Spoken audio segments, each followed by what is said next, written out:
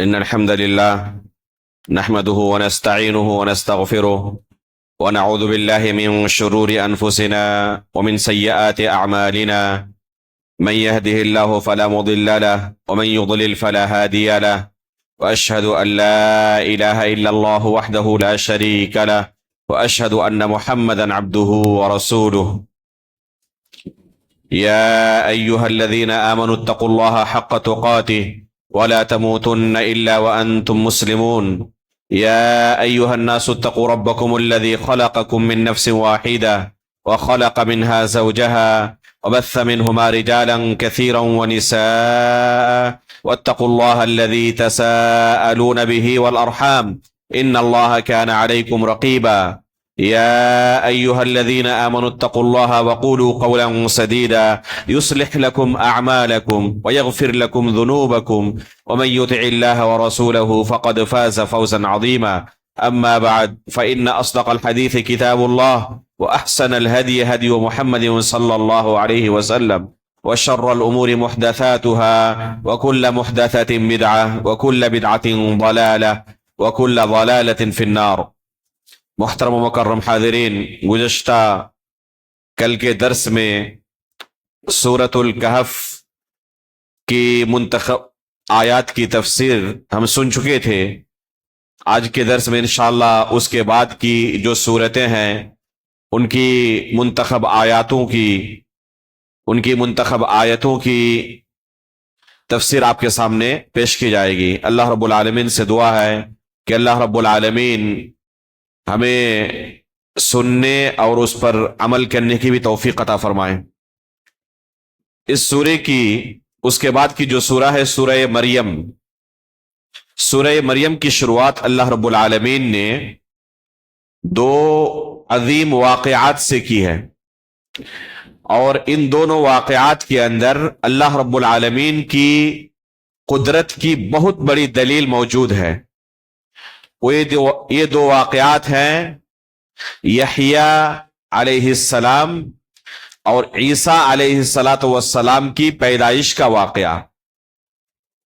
اللہ رب العالمین نے سب سے پہلے یحییٰ علیہ السلام کی پیدائش کا واقعہ بیان کرتے ہوئے فرمایا کہ یا زکریا انا نبشرک بغلام اسمه یحییٰ لم نجعل له من قبل سمیا قال رب انا يكون لي غلام وكانت امرأتي عاقرا وقد بلغت من الكبر عتيا قال كذلك قال ربك هو علي هين وقد خلقتك من قبل ولم تك شيئا۔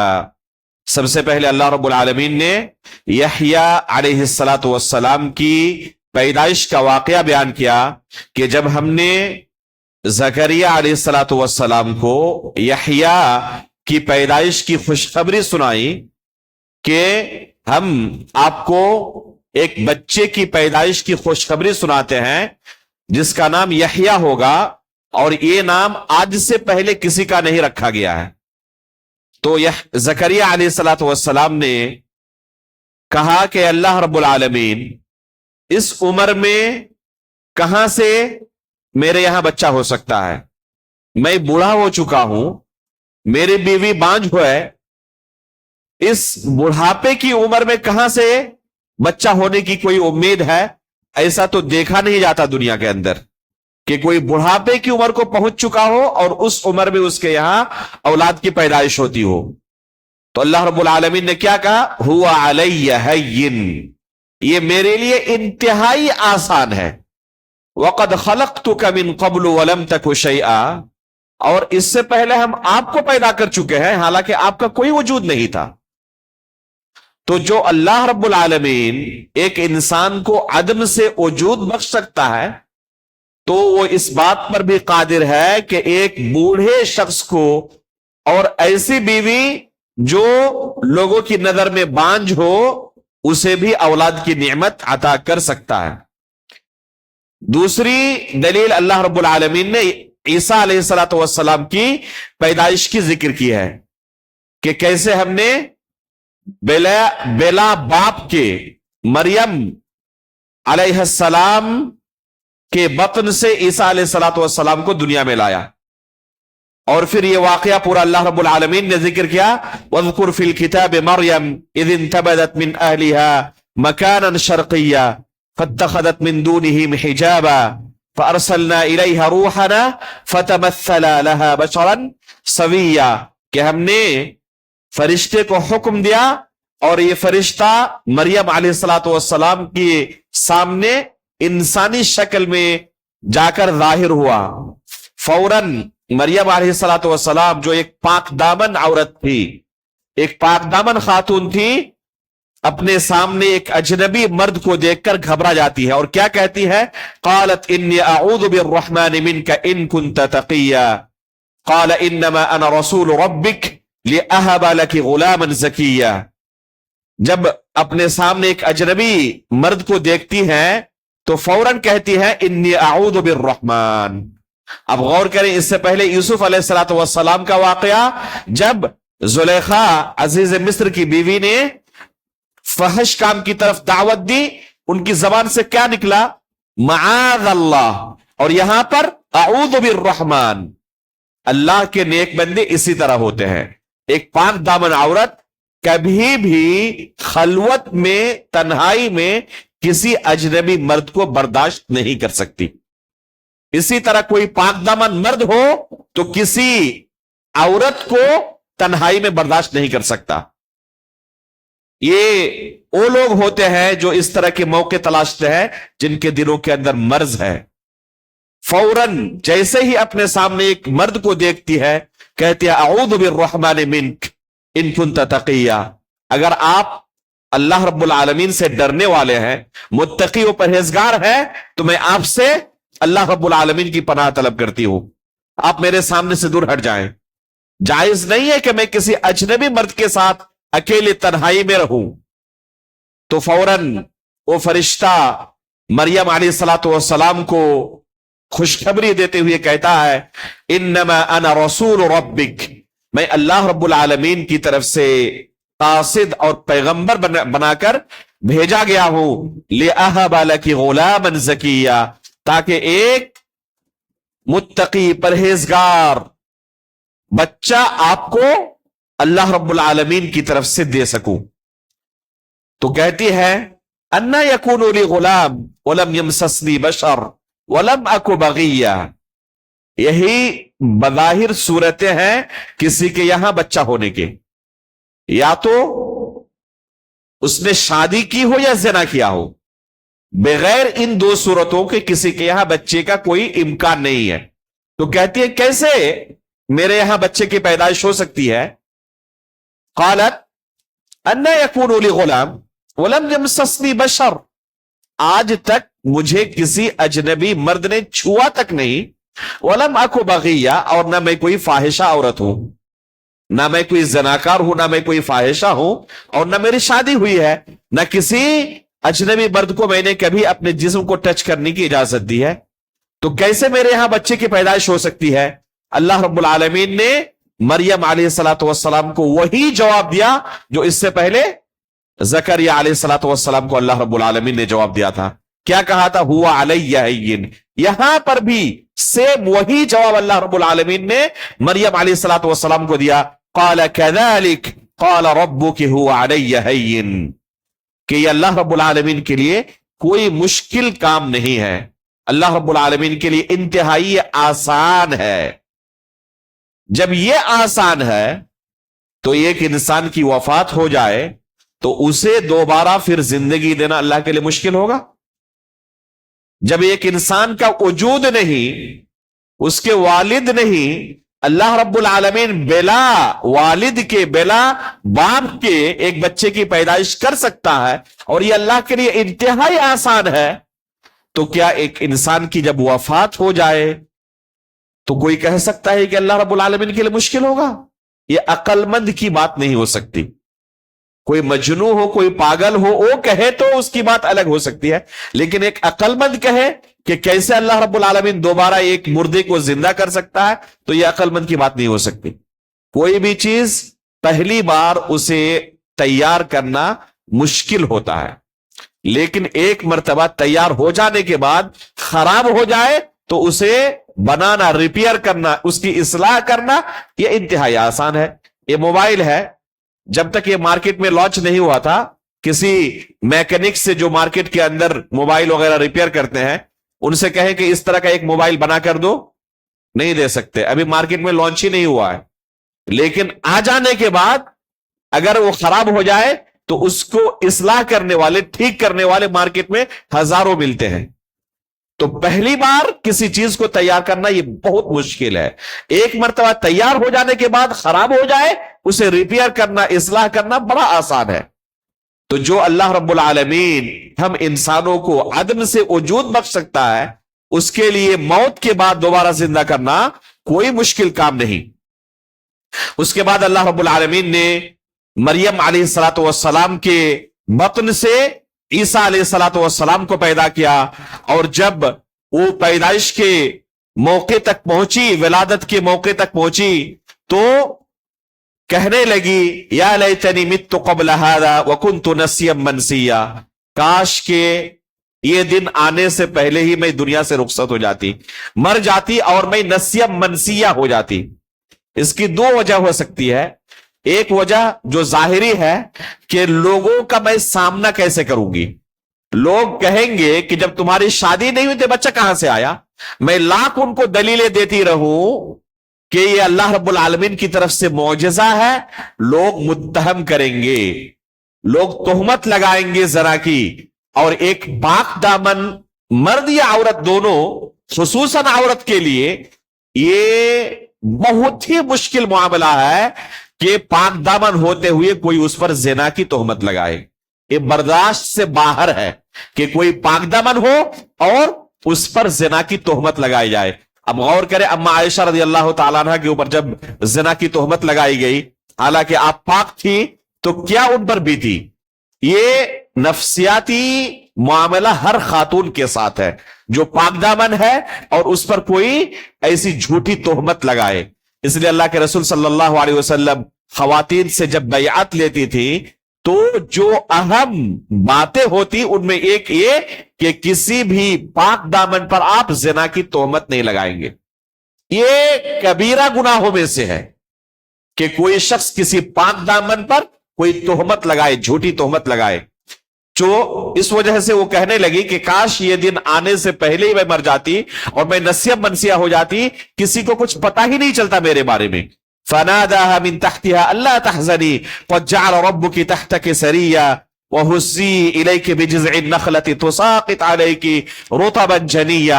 اللہ رب العالمین کی طرف سے آواز آئی، فناداها من تحتها الا تحزني، کہ غم کرنے کی کوئی ضرورت نہیں ہے۔ اللہ رب العالمین جس نے آپ کے بطن میں یہ معجزہ رکھا ہے، اللہ رب العالمین اس کا بندوبست بھی کرنے والا ہے۔ چنانچہ بچے کی پیدائش کے بعد اب ایک خاتون انتہائی کمزور، ایسے ہی خواتین جسمانی طور پر مردوں کے بالمقابل کمزور ہوتی ہے، اوپر سے ولادت کے بعد ایک خاتون انتہائی کمزور ہوتی ہے، اور اللہ رب العالمین کیا حکم دے رہے ہیں؟ حزی الیک بجذع النخلہ، جذع کہتے ہیں تنے کو، کھجور کا جو درخت ہے اس کا جو تنا ہے وہ انتہائی مضبوط ہوتا ہے۔ اللہ رب العالمین حکم دے رہے ہیں کہ اس تنے کو آپ ہلائیں، کھجور کے درخت کے جڑ کو، تنے کو ہلائیں، تساقط علیک رطبا جنیا، آپ کے اوپر یہ کھجور کے شاخوں پر لگے ہوئے جو پھل ہے رطب، یہ آپ کے اوپر گریں گے جو آپ کے لیے غذا ہوگی۔ اب آپ غور کریں کہ کسی مرد کو بھی کہا جائے کہ کھجور آپ کو توڑنا ہے، اس کے لیے اس کے تنے کو ہلائیں، تو ممکن ہے کسی مرد کے لیے؟ اور اللہ رب العالمین ایک خاتون کو حکم دے رہے ہیں، اور وہ بھی کب؟ ولادت کے بعد۔ تو کیا ایک خاتون کے بس کی بات ہے کہ تنے کو ہلا کر کھجور توڑ لے؟ لیکن یہ اللہ رب العالمین کی طرف سے کرامت تھی، اور وہ بھی کون سا لفظ استعمال کیا؟ حزی کا۔ یہاں ایک بلاغت کا پہلو غور کریں، اللہ رب العالمین نے جب جہنمیوں کا واقعہ بیان کیا تو کیا کہا؟ تَعُزُّهُمْ عَزَّا، کہ جہنمیوں کو جب جہنم میں ڈالا جائے گا تو ان کو جھنجھوڑ دیا جائے گا. آپ غور کریں کہ جہنمیوں کو جب جہنم میں ڈالا جائے گا تو ان کو کس قدر جھنجھوڑا جائے گا, اس کی کیفیت کیا ہو سکتی ہے. اور یہاں پر اللہ رب العالمین نے اسی لفظ کو استعمال کیا, لیکن حمزے کے ساتھ نہیں, ہا کے ساتھ. وہاں عزا یعزو ہے اور یہاں حزا یحزو ہے, اور حمزہ اور ہا یہ دونوں کے دونوں حروف حلقیہ میں سے ہے. آپ قرآن پڑھیں گے, اگر سیکھیں گے, اور ہر ایک مسلمان کو سیکھنا چاہیے, یہ صرف مدرسے کے اندر پڑھنے والے طلبہ کا کام نہیں ہے, ہر مسلمان کو قرآن صحیح صحیح پڑھنا آنا چاہیے. تو قرآن پڑھنے کی جو بنیادی قواعد ہیں کہ کون سا لفظ آپ کہاں سے نکالیں گے, تو حلق سے نکلنے والے کل 6 حروف ہیں, ان میں سے حمزہ بھی ہے, ہا بھی ہے, دونوں کا مخرج قریب قریب ہے, ایک دم حلق کے شروع سے یہ ادا ہوتے ہیں, حمزہ بھی ہا بھی. لیکن حمزے کے اندر جھٹکا ہے, سختی کا پہلو ہے, اور ہا کے اندر آسانی کا پہلو ہے. یہ معنی, یہ جو تلفظ کے اندر دونوں حروف کی کیفیت ہے, معنی کے اندر دیکھیں, یہی عربی زبان کی خوبصورتی ہے. معنی کے اندر کتنا فرق پیدا کرتا ہے یہ تلفظ کی ادائیگی. حزا اور عزا دونوں کا معنی ہلانے کے ہوتا ہے.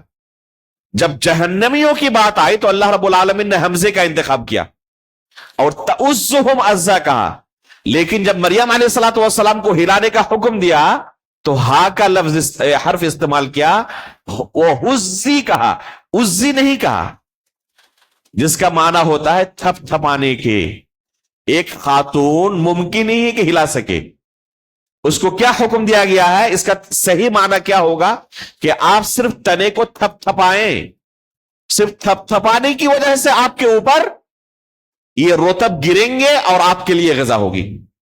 رطب کہتے ہیں ایسی کھجور کو جو پک جائے ایک دم ابتدائی مرحلے میں, خصوصاً سعودی عرب کے اندر آپ جائیں گے, وہ بھی مدینے کے اندر, تو رطب دیکھیں گے کہ کس طرح اس کا ذائقہ ہوتا ہے اور کتنا یہ لذیذ ہوتا ہے.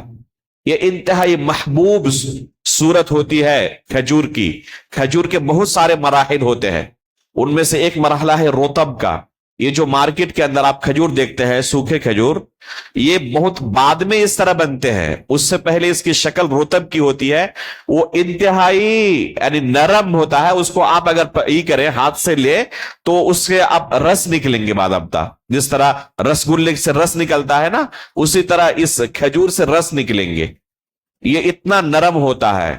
اور مسجد نبوی کے اندر, مسجد حرام کے اندر افطاری میں اسی کا اہتمام کیا جاتا ہے.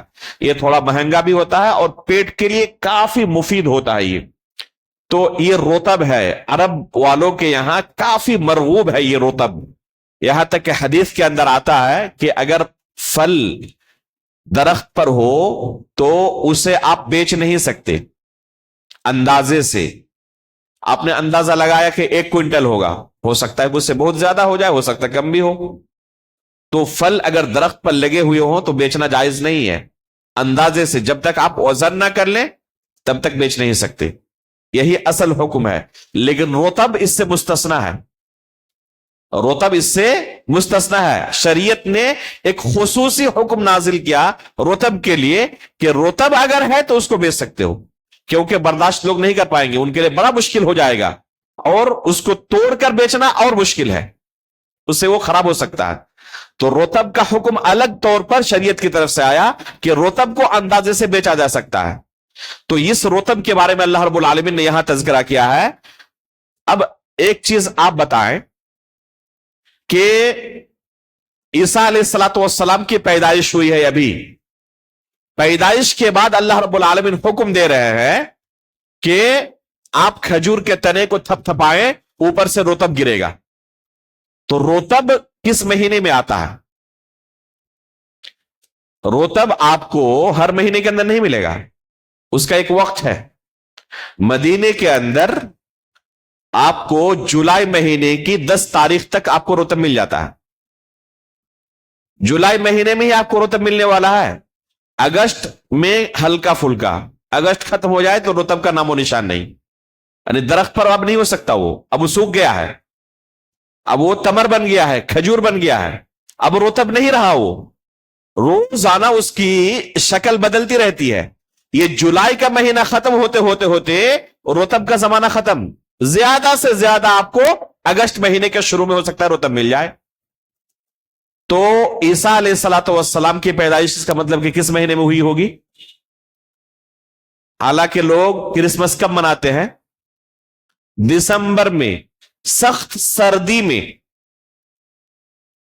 अरब के अंदर भी सख्त सर्दी का मौसम होता है। क्या यह मुमकिन है कि ईसा अलैहिस्सलातु वस्सलाम की पैदाइश 25 दिसंबर को हुई हो, जिस दिन लोग क्रिसमस मनाते हैं? एक तो यह मनाना जायज नहीं, दूसरा इनका हिसाब भी गलत है, इनका हिसाब भी गलत है, जो सही मालूम नहीं होता। अल्लाहु आलम बिस्सवाब। उसके बाद अल्लाह रब्बुल आलमीन ने हुक्म दिया, फकुली वशरबी वकर्री आइना फइम्मा तरयिन्ना मिनल बशरि अहदन फकुली इन्नी नज़रतु लिर्रहमानि सौमा फलन उकल्लिमल यौमा इंसिया। उसके बाद अल्लाह रब्बुल आलमीन ने हुक्म दिया कि ये रुतब जैसे गिरेंगे एकदम मजे लेकर आप खाए पिए।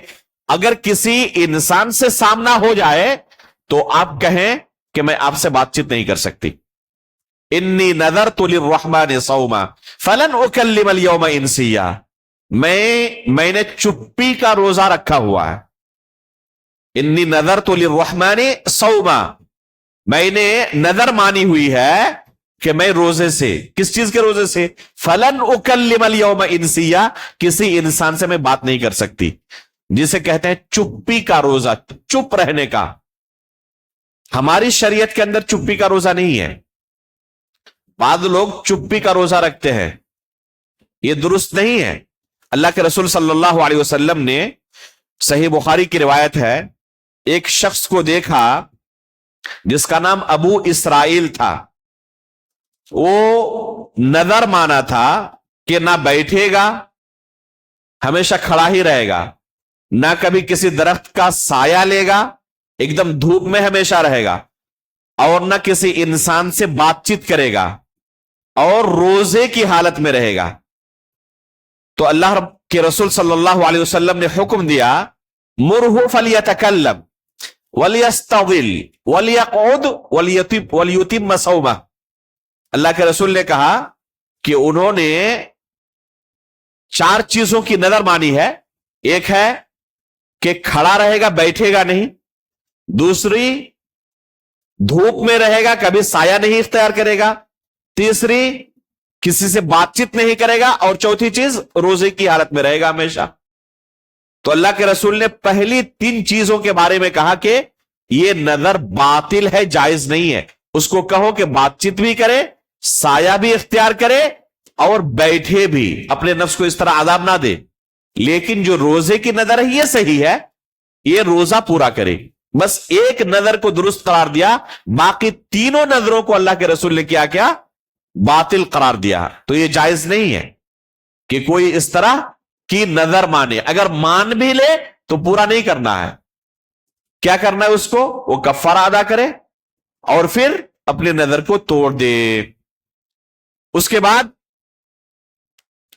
लोगों को जब इल्म हुआ कि मरियम अलैहिस्सलातु वस्सलाम के यहां बच्चे की पैदाइश हुई है, बच्चे को लेकर लोगों के पास आई, फअतत बिही कौमहा तहमिलुहु क़ालू या मरियम लक़द जिअति शय्यन फरिया या उख्त हारून मा कान अबूकी इम्रअ सौइन वमा कानत उम्मुकी बग़िया। लोगों ने कहना शुरू किया, ऐ हारून की बहन। ये हारून कौन थे? हारून अलैहिस्सलातु वस्सलाम नबी थे और मरियम उनकी बहन है। या उख्त हारून मा कान अबूकी इम्रअ सौइन, आपके बाद तो आपके वालिद मोहतरम तो कोई बदकार शख्स नहीं थे। वमा कानत उम्मुकी बग़िया, और ना आपकी वालिदा कोई फाहिशा औरत थी। यहां 3 चीजों का तज़किरा है। खिताब किया उख्ते हारून से, ऐ हारून की बहन। और दूसरी बात क्या कहा कि आपके वालिद कोई बदकार आदमी नहीं थे। और तीसरी चीज, आपकी वालिदा भी کوئی فاحش عورت نہیں تھی۔ اس سے کیا پتا چلتا ہے کہ ایک انسان کو اپنے حسب و نسب کا مان رکھنا چاہیے، خیال رکھنا چاہیے کہ میں کون سا آدمی ہوں، میں کیسا ہوں، کس خاندان سے تعلق رکھتا یا رکھتی ہوں، کہیں ایسا نہ ہو کہ میری وجہ سے میرے قوم کے لوگوں کو رسوائی ہو۔ اس آیت کے اندر بہت بڑا درس ہے ایک انسان کو کہ تمہارے اس عمل کی وجہ سے تمہارے والد کو، تمہاری والدہ کو، تمہارے بھائی کو رسوائی کا تو سامنا نہیں کرنا پڑے گا۔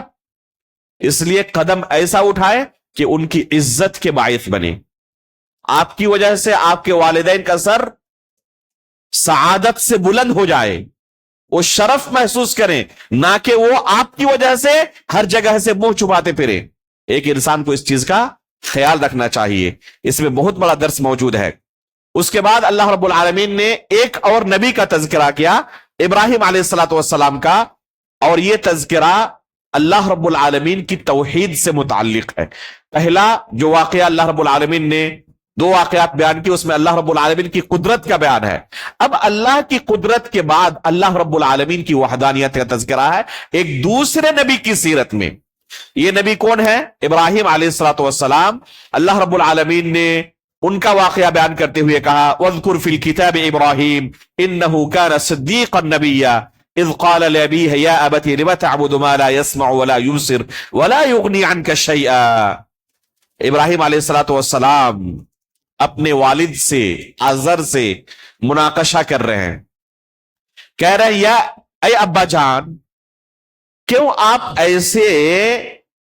ایسی چیزوں کی عبادت کرتے ہیں، لما تعبد ما لا يسمع، جو نہ سن سکتے ہیں، ولا يبصر، نہ دیکھ سکتے ہیں، ولا يغني عنك شيئا، اور نہ آپ کو کسی مصیبت سے نجات دے سکتے ہیں۔ اس مناقشے سے کیا دلیل ملتی ہے کہ اگر کوئی معبود ہو تو حقیقی معبود کے اندر یہ صفتیں پائی جانی چاہیے۔ اگر کوئی معبود ہے اور اس کے اندر کوئی عیب ہے تو وہ معبود بننے کا حق نہیں رکھتا۔ جو اپنے نفس سے عیب تک کو دور نہ کر سکے، کیا وہ اس قابل ہے کہ اس کو معبود بنایا جائے؟ جو اپنے نفس سے کوئی مصیبت نہ ٹال سکے، وہ دوسروں کی مصیبتوں کو ٹالنے کی کوئی طاقت رکھ سکتا ہے؟ یا ابت لم تعبد ما لا يسمع، ابا جان جو سن نہیں سکتے، ولا یبصر، دیکھ نہیں سکتے، ولا یغنی عنک شیئا، آپ کو کسی مصیبت سے نجات نہیں دے سکتے، ایسے معبود کی عبادت کیوں کرتے ہیں؟ آخر ان کے والد اب کیا جواب دیں؟ یہ ایسی چیز ہے جو عقل کو لگنے والی ہے۔ جب کوئی جواب نہیں بڑھا تو کیا کہا کہ یا تو میرے سامنے سے دور ہو جاؤ یا پتھروں کی بارش کروں گا۔ گھر سے باہر نکال دیا۔ چنانچہ ان کے والد نے کھلے لفظوں میں کہا لئن لم تنتہی لارجمنک واہجرنی ملیا، کہ اگر اس طرح ہمارے معبودوں کی عیب جوئی کرنے سے باز نہ آئے تو واہجرنی ملیا، مجھے تنہا اب چھوڑ دیں، یعنی گھر سے باہر نکل جائیں، اس گھر میں آپ کے لیے کوئی جگہ نہیں ہے۔ چنانچہ ابراہیم علیہ السلام گھر سے باہر نکال دیے جاتے ہیں اس جرم کی بنا پر۔ اس میں ہمارے لیے درس ہے کہ توحید کی دعوت آپ دیں تو اس طرح کی مصیبتیں آپ کی زندگی میں بھی آ سکتی ہے۔ آپ کو گھر سے بھی باہر نکالا جا سکتا ہے، آپ کو آگ کے اندر بھی پھینکا جا سکتا ہے، پوری دنیا آپ کی مخالفت کر سکتی ہے، لیکن اس کے باوجود بھی یہ آپ کے لیے عذر نہیں بن سکتا کہ ان تمام لوگوں کی مخالفت میں کیسے جھیلوں۔ اللہ رب العالمین کی وحدانیت پر اس کے باوجود بھی ڈٹے رہنا ہے۔ اس کے بعد اللہ رب العالمین نے عبادت کے باب کو بیان کرتے ہوئے اس کے بعد اسماعیل علیہ السلام کا تذکرہ کیا، ابراہیم علیہ السلام کے بعد، اور کہا وَاذْكُرْ فِي الْكِتَابِ إِسْمَاعِيلَ إِنَّهُ كَانَ صَادِقَ الْوَعْدِ وَكَانَ رَسُولًا نَبِيًّا وَكَانَ يَأْمُرُ أَهْلَهُ بِالصَّلَاةِ وَالزَّكَاةِ وَكَانَ عِندَ رَبِّهِ مَرْضِيًّا۔ اسماعیل علیہ الصلوۃ والسلام کا اس کے بعد اللہ کے رب العالمین نے تذکرہ کیا، جن کی نسل سے اللہ کے رسول ہیں، ہم لوگ ہیں۔ ان کی سیرت میں خصوصی طور پر اللہ تعالیٰ نے دو اہم چیزوں کا تذکرہ کیا۔ وَكَانَ يَأْمُرُ أَهْلَهُ بِالصَّلَاةِ وَالزَّكَاةِ، کہ وہ اپنے اہل و عیال کو، اپنے گھر والوں کو نماز کا اور زکوٰۃ کا حکم دیا کرتے تھے۔ ہم اپنے نفس کا محاسبہ کریں کہ کیا ہم بھی اپنے بچوں کو، اپنے اہل و عیال کو نماز کا حکم دیتے ہیں؟ اگر نہیں دیتے تو اللہ رب العالمین کے پاس پکڑے جائیں گے۔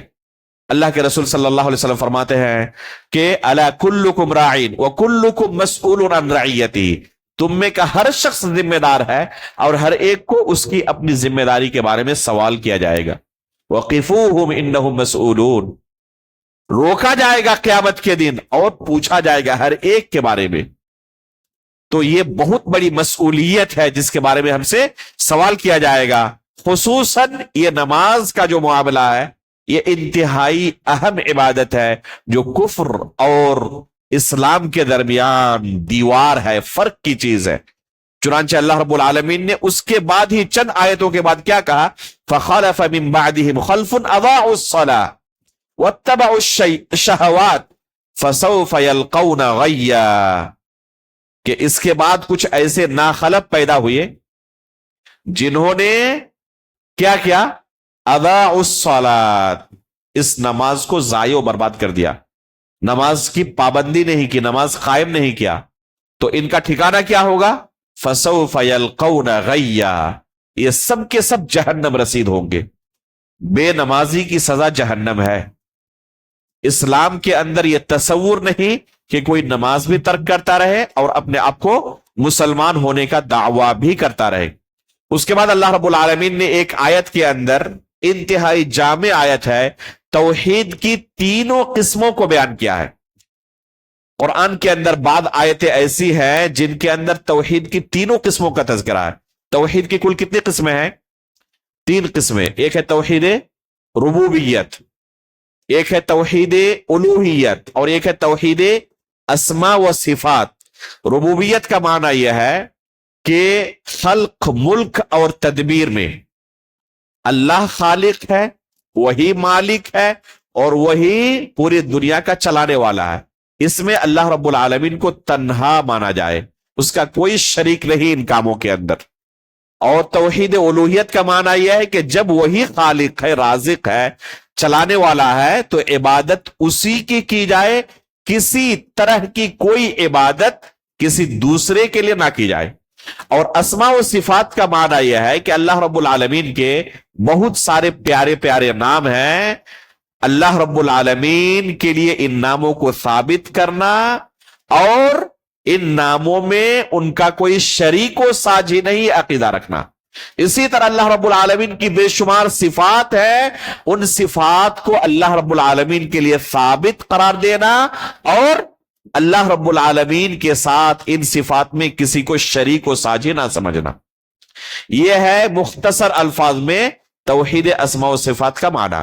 میں نے اپنی جو کتاب ہے، متن ایک چھوٹا سا 5-6 صفحے کا بس، اعتقاد اہل سنت والجماعہ فی الایمان باللہ تعالی، اس کے اندر اہل سنت والجماعت کا اللہ رب العالمین کے بارے میں کیا عقیدہ ہونا چاہیے، دلائل کی روشنی میں انتہائی مختصر الفاظ میں بیان کیا ہے۔ اگر آخر میں وقت بچا تو انشاءاللہ 2-3 دن کے اندر اس متن کی شرح کی آپ کے سامنے کوشش کی جائے گی۔ اللہ رب العالمین ہمارے اوقات کے اندر برکت عطا فرمائے۔ اس کے بعد اللہ رب العالمین نے انسانوں کو جہنم کے بارے میں بیان کرتے ہوئے کہا کہ تم میں سے ہر ایک کو جہنم سے گزرنا ہی گزرنا ہے۔ وَإِن مِّنكُمْ إِلَّا وَارِدُهَا كَانَ عَلَى رَبِّكَ حَتْمًا مَّقْضِيًّا ثُمَّ نُنَجِّي الَّذِينَ اتَّقَوْا وَنَذَرُ الظَّالِمِينَ فِيهَا جِثِيًّا۔ اللہ رب العالمین جہنم کے اوپر پل صراط کو قائم کریں گے اور ہر شخص کو اس پل صراط کو پار کرنا ضروری ہے۔ اس پل صراط سے ہو کر ہی ایک انسان جنت تک پہنچ سکتا ہے۔ اسی کا تذکرہ اللہ رب العالمین نے یہاں پر کیا کہ پل صراط سے گزرنا ہر ایک کے لیے ضروری ہے۔ اہل سنت والجماعت کے بنیادی عقائد میں سے جو ایمان کے 6 ارکان ہیں ان میں سے ایک رکن کیا ہے؟ سب سے آخر سے پہلے الایمان بالبعث بعد الموت، موت کے بعد ہمیں دوبارہ زندہ کیا جائے گا، اس پر ایمان رکھنا۔ تو اس کے جو بنیادی عقائد ہیں ان میں سے ایک یہ ہے کہ پل صراط برحق ہے، والصراط حق۔ امام ابن ابی حاتم الرازی رحمہ اللہ نے اصل السنہ و اعتقاد الدین کے اندر اہل سنت والجماعت کا اجماعی عقیدہ نقل کیا ہے کہ پل صراط برحق ہے، اس پر ہم ایمان لاتے ہیں۔ اگر کوئی اس پر ایمان نہ لائے تو اس کے ایمان کے اندر خلل ہے، اس کا اللہ رب العالمین کی یوم آخرت پر ایمان نہیں ہے۔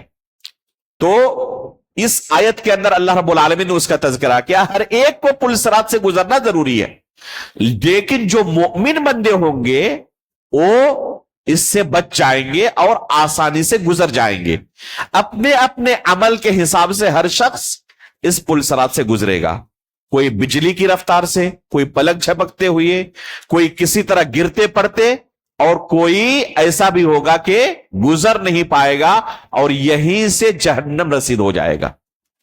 یہ پل صراط کی صفت کیا ہے؟ حدیث کے اندر اس کی صفت آئی ہے، یہ تلوار سے بھی زیادہ تیز ہے، بال سے بھی زیادہ باریک ہے، اور اس پل صراط سے ہر انسان کو گزرنا ہے۔ یہ وہ موقع ہوگا جس میں انسان کو کوئی یاد نہیں آئے گا، نفسی نفسی کا عالم ہوگا۔ بیوی شوہر سے بھاگے گی، شوہر بیوی سے، باپ بیٹے سے، بیٹا باپ سے، ہر کوئی ایک دوسرے سے بھاگے گا۔ اللہ کے رسول صلی اللہ علیہ وسلم سے پوچھا گیا کہ اللہ کے رسول کیا آپ بھی اپنی بیویوں کو بھول جائیں گے؟ تو اللہ کے رسول صلی اللہ علیہ وسلم نے نامہ اعمال کو جب تقسیم کیا جائے گا اس کا تذکرہ کیا کہ اس وقت میں بھی کسی کو یاد نہیں رکھوں گا۔ آپ اس سے اندازہ لگا سکتے ہیں کس نفسی نفسی کا عالم ہوگا۔ تو یہ قیامت کا منظر ہے جس کو اللہ رب العالمین نے قرآن کریم کے اندر مختلف جگہوں پر بیان کیا ہے۔ اس کے بعد کی جو سورت ہمارے سامنے ہے وہ سورہ طٰہٰ ہے، اور اس سورے کے اندر بھی عقیدے کے بہت ہی اہم مسائل کا بیان ہے کئی جگہوں پر، اور کئی بنیادی عقائد کا تذکرہ ہے۔ سب سے پہلے شروع میں اللہ رب العالمین نے اللہ رب العالمین کے عرش پر ہونے کا تذکرہ کیا ہے۔ الرحمن علی العرش استوى، اس سورے کی 5ویں آیت۔ یہ آیت اللہ رب العالمین نے قرآن کریم کے اندر 7 جگہوں پر نازل کی ہے۔ الرحمن علی العرش استوى، الرحمن علی العرش استوى، کتنی جگہوں پر؟ 7 جگہوں پر۔ اسی طرح ثم استوى علی العرش، کہ اللہ رب العالمین زمین و آسمان کی پیدائش کے بعد عرش پر مستوی ہوا، یہ 6 جگہوں پر، 6 اور 7، 13 جگہوں پر ایک ہی چیز کو اللہ رب العالمین نے دہرایا کہ اللہ رب العالمین عرش پر مستوی ہے، عرش پر مستوی ہے۔ اس کے باوجود بھی کوئی کہے کہ اللہ عرش پر نہیں، ہر جگہ ہے، تو اس کی بدعقیدگی کا اندازہ لگایا جا سکتا ہے۔ بار بار اللہ رب العالمین نے کیوں دہرایا اس عقیدے کو؟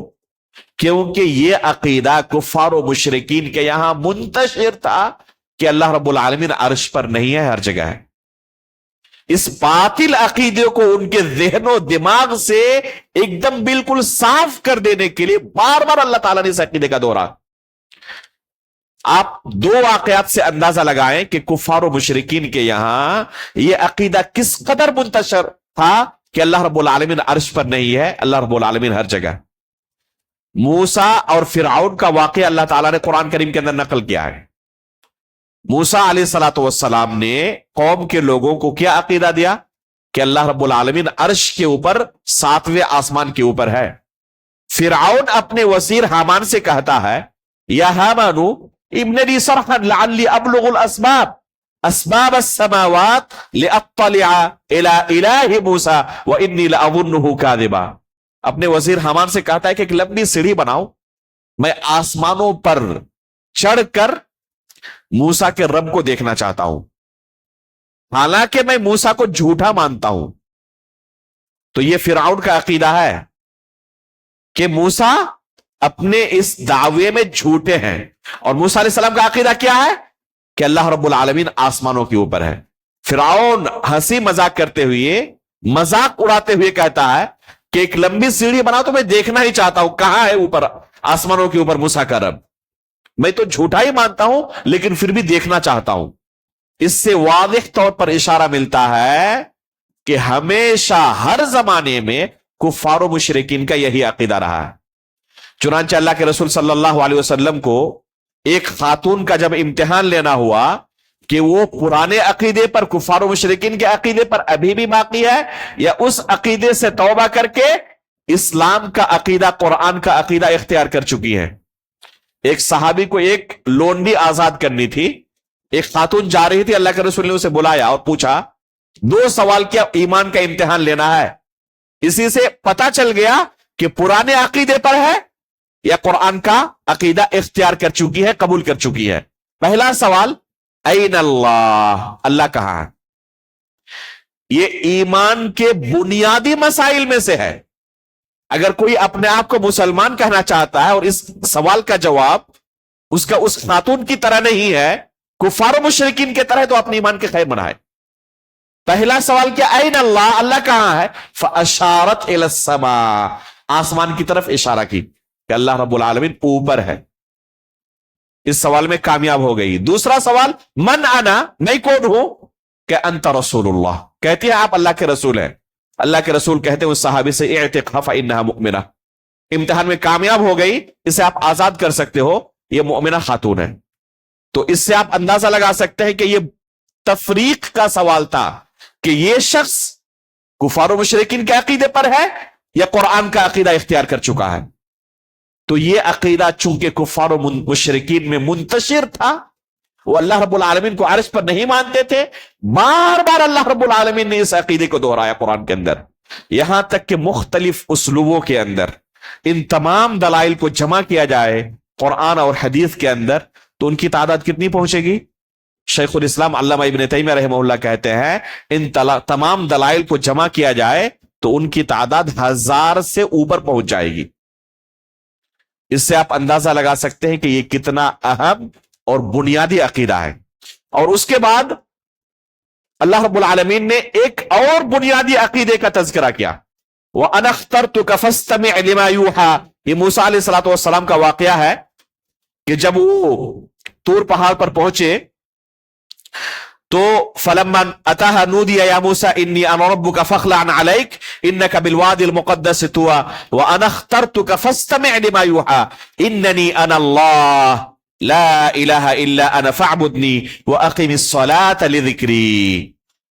اس آیت کے اندر اللہ رب العالمین کیا کہتے ہیں موسیٰ علیہ السلام کو کہ میں نے آپ کو اختیار کیا، آپ کا انتخاب کیا ہے، آپ چنے ہوئے شخص ہیں۔ فاستمع لما یوحیٰ، اس لیے آپ کے پاس جو وحی ابھی کی جا رہی ہے اسے غور سے سنیں۔ یہ کس بات کی دلیل ہے؟ کہ اللہ رب العالمین کلام کرنے کی صفت سے متصف ہے، اور اللہ کا کلام کیسا ہے؟ اس میں آواز ہے یا نہیں؟ اگر کوئی کہے آواز نہیں ہے، جیسے کہ اشاعرہ کہتے ہیں اور یہ دیوبندی حضرات کہتے ہیں کہ ہم عقیدے کے باب میں ابو الحسن اشعری کے مقلد ہیں، صاف طور پر لکھتے ہیں، اور اس فتوے پر المہند کے اندر انہوں نے اس اپنے عقیدے کا وضاحت کی، اور دیوبندیوں کے بڑے بڑے 100 علماء کرام کی دستخط ہے کہ ہمارا یہی عقیدہ ہے۔ یہ کوئی ڈھکی چھپی بات نہیں، علل اعلان کہتے ہیں۔ اور اشعریوں کا عقیدہ کیا ہے؟ کہ اللہ رب العالمین کے کلام میں حرف نہیں ہے، صوت نہیں ہے، حروف نہیں ہے، ورڈ نہیں ہے، وائس نہیں ہے، آواز نہیں ہے، صوت نہیں ہے۔ حالانکہ اللہ رب العالمین کیا کہہ رہے ہیں؟ فَاسْتَمِعْ لِمَا يُوحَىٰ، غور سے سنیں جو آپ کو ابھی وحی کی جائے گی۔ تو اگر اللہ رب العالمین کے کلام میں صوت ہی نہیں ہے، وائس ہی نہیں، تو سننے کی نوبت آ سکتی ہے؟ اس طرح کی دلیلیں بھری پڑی ہے قرآن کریم کے اندر۔ شیخ الاسلام علامہ ابن تیمیہ رحمہ اللہ نے العقیدۃ الواسطیہ کے اندر بے شمار دلائل کا تذکرہ کیا ہے کہ اللہ رب العالمین صفت کلام سے متصف ہے، اور اللہ رب العالمین کا کلام حرف اور صوت کی صفت سے متصف ہے۔ اس لیے ہمارا یہ عقیدہ ہونا چاہیے، سب سے پہلا شخص جس نے اس بنیادی عقیدے کا انکار کیا تھا کون تھا؟ خطبہ جمعہ کے اندر بیان کیا گیا تھا. ابھی آج کون سا دن ہے؟ اتوار ہے؟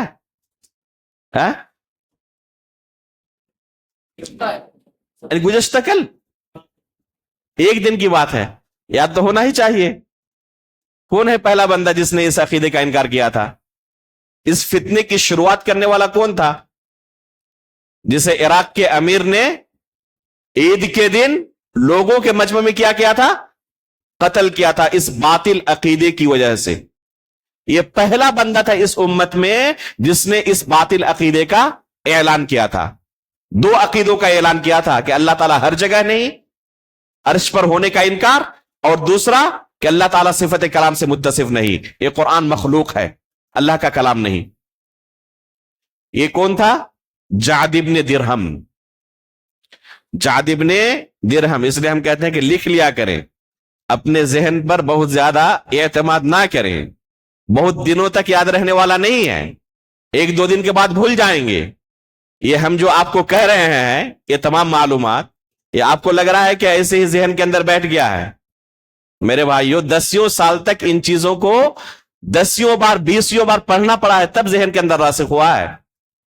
ایک ایک کتاب کو 20 مرتبہ 25 مرتبہ 30 مرتبہ ہم اپنے اساتذہ سے پڑھتے تھے، تب یہ ذہن کے اندر راسخ ہوا ہے. ایک دو مرتبہ سے نہیں ہونے والا. اس لیے لکھا کریں، بار بار پڑھا کریں، یہ بنیادی چیزیں ہیں، ہمیں ان کا علم ہونا چاہیے.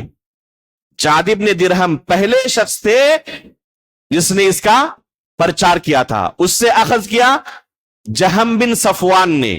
یہ فرقہ جہمیہ کا بانی ہے، جہم بن صفوان. اور پھر بعد میں اس عقیدے کو بڑھ چڑھ کر جس نے اعلان کیا تھا، کس نے؟ وہ کون تھا؟ بشر المریسی.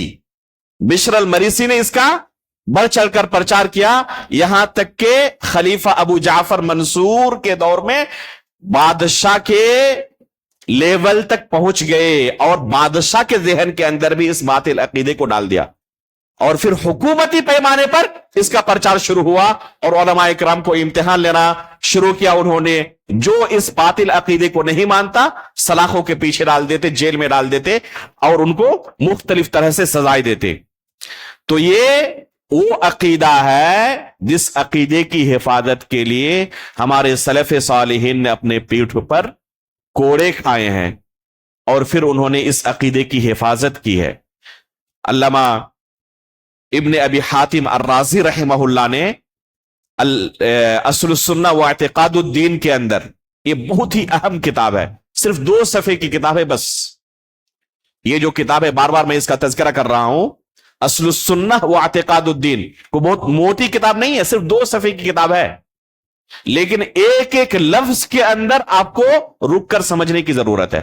اس میں انہوں نے اہل سنت والجماعت کے عقائد کو بیان کیا ہے. اس زمانے میں پورے اسلامی ممالک کے اندر جہاں بھی مسلمانوں کا وجود تھا، ان کا کیا عقیدہ تھا، اس عقیدے کو انہوں نے ان 2 صفحوں کے اندر بیان کیا ہے. اس لیے اگر ہمیں جاننا ہے کہ ہمارا عقیدہ کیا ہونا چاہیے، سلف صالحین کا عقیدہ کیا تھا، تو اس طرح کے بنیادی رسائل کا ہمیں مطالعہ کرنا چاہیے. علماء کرام کے درس میں بیٹھ کر اس کی شرح سننی چاہیے. چنئی کے اندر اس کتاب کی میں نے شرح کی تھی، اس 2 صفحے کی کتاب کی. 2 دن کے اندر تقریباً 9-10 گھنٹے کا یہ درس ہے، اور اس مسجد کے اندر بعض لوگوں نے کہا کہ ہم نے پورا سنا الحمدللہ. تو موجود ہے یوٹیوب کے اندر، سنے اور اپنے عقیدے کو جانے کہ ہمارا کیا عقیدہ ہونا چاہیے. عقیدہ سب سے اہم چیز ہے کہ انسان کے اندر، اس سے بڑی کوئی دولت نہیں. آپ کا عقیدہ ہی اگر درست نہ رہا، عمل چاہے لاکھ کرتے رہیں، کوئی فائدہ نہیں دے گا. عقیدے کو سب سے پہلے درست کرنا ضروری ہے. اللہ کے رسول صلی اللہ علیہ وسلم پوری مکی زندگی کے اندر عقیدے پر فوکس کرتے رہے. یہ تمام احکام اور اعمال جو ہیں یہ بعد میں فرض ہوئے. نماز کا فرض ہوا مکی زندگی کے آخر میں، معراج کے وقت، اور روزے، زکوٰۃ، حج وغیرہ مدنی زندگی کے اندر. حالانکہ مدنی زندگی میں اللہ کے رسول عقیدے کا درس دیتے رہے. تو اصل چیز ہے ایک انسان کا عقیدہ وہی ہو جو اللہ کے رسول صلی اللہ علیہ وسلم نے اپنے صحابہ کو سکھایا تھا، صحابہ نے تابعین کو سکھایا تھا، تابعین نے تبع تابعین کو سکھایا تھا، جسے ہم سلف کہتے ہیں. یہ جو بار بار منہج سلف کی ہم بات کرتے ہیں، تو اس کی وجہ یہی ہے کہ یہی نجات کا ضامن ہے. اس کے بغیر نجات ممکن نہیں ہے. یہیں سے گمراہیاں شروع ہوتی ہیں. جو بھی اس عقیدے سے ہٹ کر ادھر ادھر جائے گا یہیں سے اس کی گمراہی شروع ہوگی. اللہ رب العالمین ہمیں سلف صالحین کے عقیدے پر آخری دن تک باقی رکھے. اس کے بعد اللہ رب العالمین نے موسیٰ علیہ السلام کا تفصیلی تذکرہ کیا. اس میں سے ایک دعا کا تذکرہ کیا. موسیٰ علیہ السلام نے اللہ رب العالمین سے دعا کی, رب اشرح لی صدری ویسر لی امری واحلل عقدۃ من لسانی یفقہوا قولی. یہ دعا ہر مسلمان کو کرنی چاہیے مصیبت کے وقت. اگر آپ کسی مصیبت کے شکار ہیں تو اللہ رب العالمین سے دعا کریں, رب اشرح لی صدری ویسر لی امری, کہ اللہ میرا سینہ کھول دے, اس کام کو میرے لیے آسان کر دے. تو یہ دعا مشروع ہے, صرف موسیٰ علیہ السلام کے لیے نہیں, سب کے لیے. ایک انسان کو مصیبت کے وقت اس طرح کی دعاؤں کا اہتمام کرنا چاہیے. پھر اللہ رب العالمین نے موسیٰ علیہ السلام کی زندگی کو بیان کیا ہے, کیسے موسیٰ علیہ السلام کی پیدائش ہوئی, پرورش ہوئی, ان کی والدہ نے دریا کے اندر انہیں ڈال دیا, اور پھر فرعون کے گھر میں اللہ رب العالمین نے موسیٰ علیہ السلام کو پہنچایا, اور فرعون کے گھر میں موسیٰ علیہ السلام کی پرورش ہوئی. یہ کس بات کی دلیل ہے؟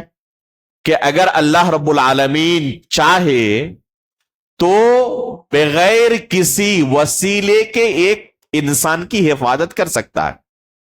دریا کے اندر اچھے خاصے تیراک بھی ہمت نہیں کر پائیں گے تیرنے کی, اور یہاں پر ایک شیرخوار بچہ ہے جس کو دریا کے اندر ڈالا جا رہا ہے, اور اللہ رب العالمین اس کی حفاظت کر رہے ہیں.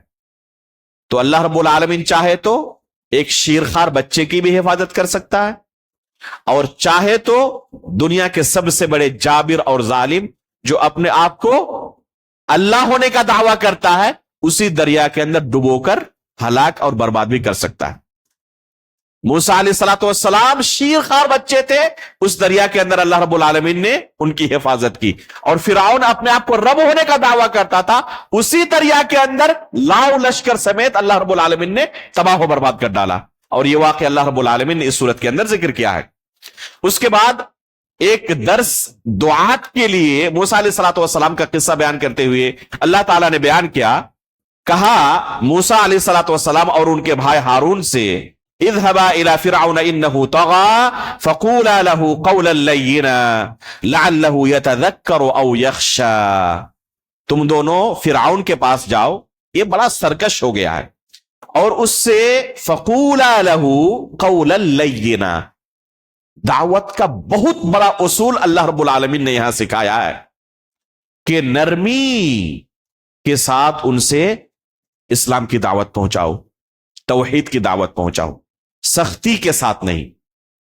دعوت کے باب میں یہ انتہائی عظیم اصول ہے کہ مدعو کے سامنے طنز و تشنیع کے اسلوب میں آپ گفتگو نہ کریں, اسے ڈانٹے پھٹکارے نہیں, پیار سے سمجھائیں.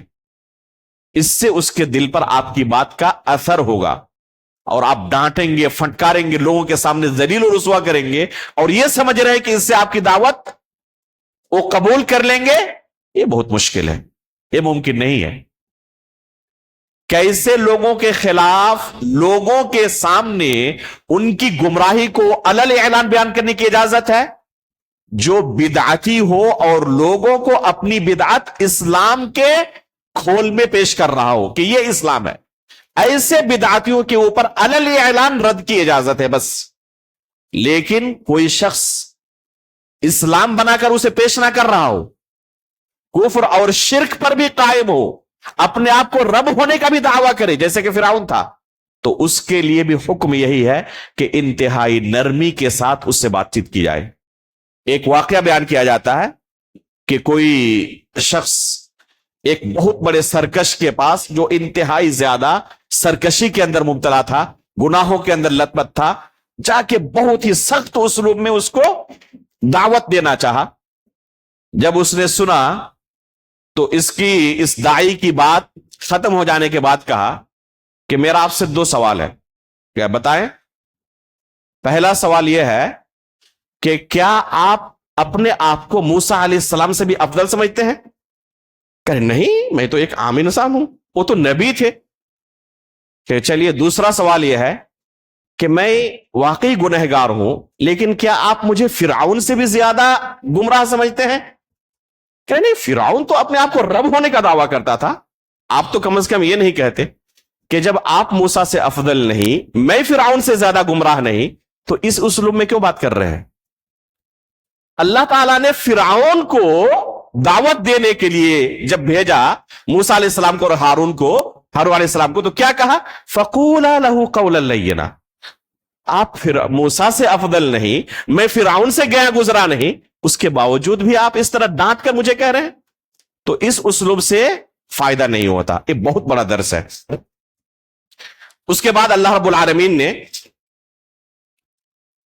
جنت کی نعمتوں کے اس سورے کے آخر میں بیان کیا ہے۔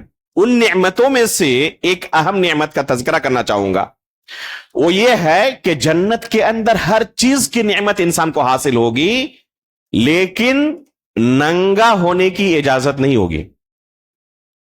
کیا کہا اللہ رب العالمین نے؟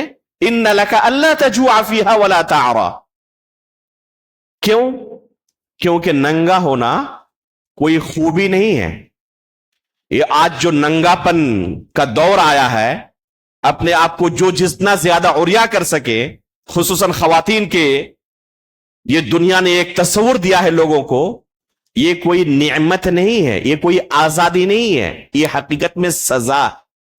یہاں تک کہ جنت میں ایک انسان کو جو دنیا میں حرام چیزیں ہیں جیسے شراب، یہ نعمت بھی ملے گی، لیکن اگر کوئی کہے میں ننگا ہونا چاہتا ہوں، اس کی اجازت نہیں ہے، کیونکہ یہ حقیقت میں کوئی نعمت ہے ہی نہیں، یہ سراپا عذاب ہے کہ ایک انسان ننگا ہو جائے۔ تو یہ نعمت اللہ رب العالمین نے جنت کا تذکرہ کرتے ہوئے بیان کیا کہ تمہیں اس دن نہ بھوک محسوس ہوگی اور نہ تم وہاں پر ننگے ہوگے۔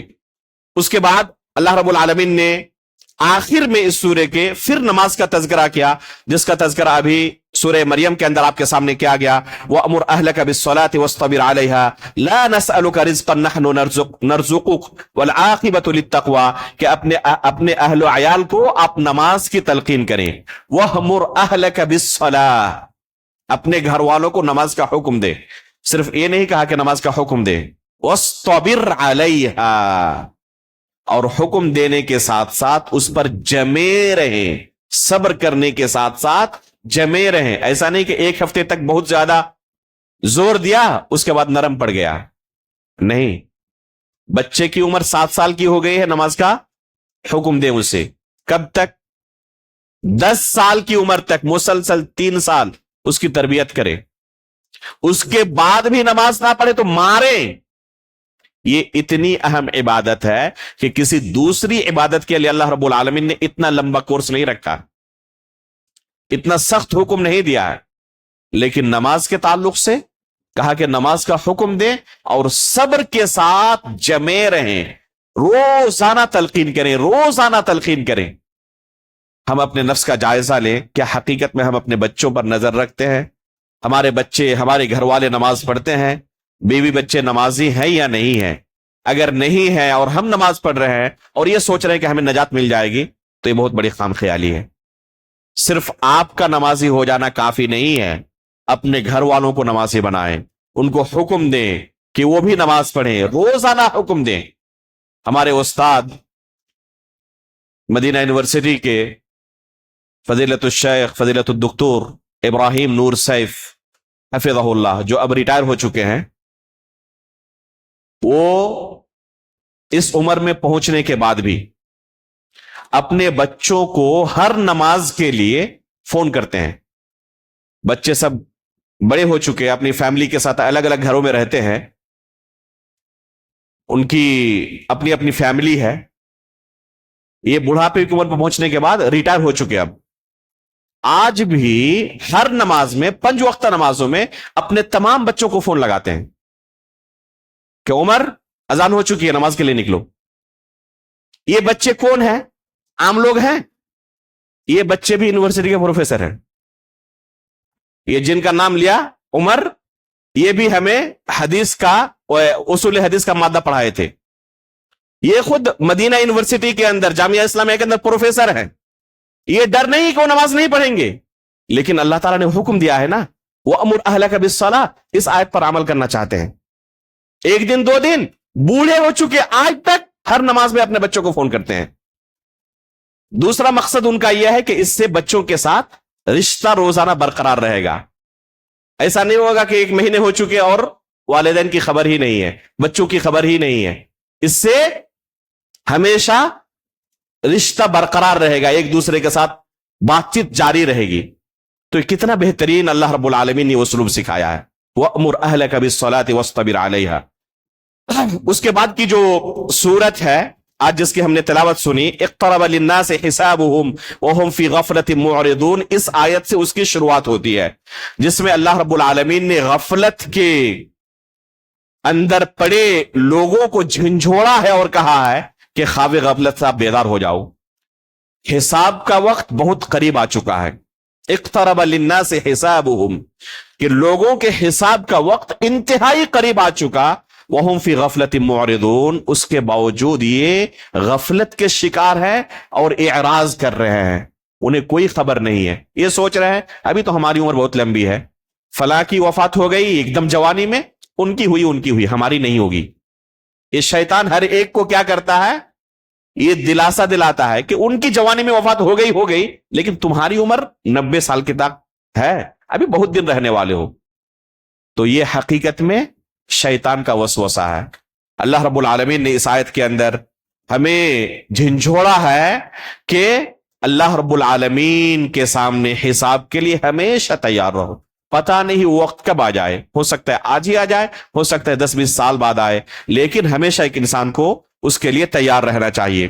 اس کے بعد اللہ رب العالمین نے اپنی وحدانیت کی ایک بہت بڑی دلیل ذکر کی ہے جسے دلیل تمانع کہتے ہیں. لو کان فیہما آلہۃ الا اللہ لفسدتا، کہ اللہ کے علاوہ کوئی اور بھی اگر رب ہوتا، الہ ہوتا، معبود ہوتا، تو اس زمین کا نظام، اس دنیا کا نظام درہم برہم ہو جاتا، دونوں آپس میں فتنہ و فساد کے شکار ہو جاتے.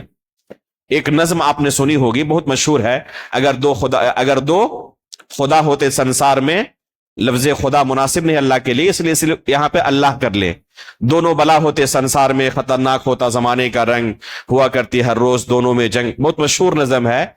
تو اس کا خلاصہ کیا ہے کہ اگر 2 اللہ ہوتے تو یہ ممکن ہی نہیں ہوتا، ایک سے زائد اللہ کا ہونا.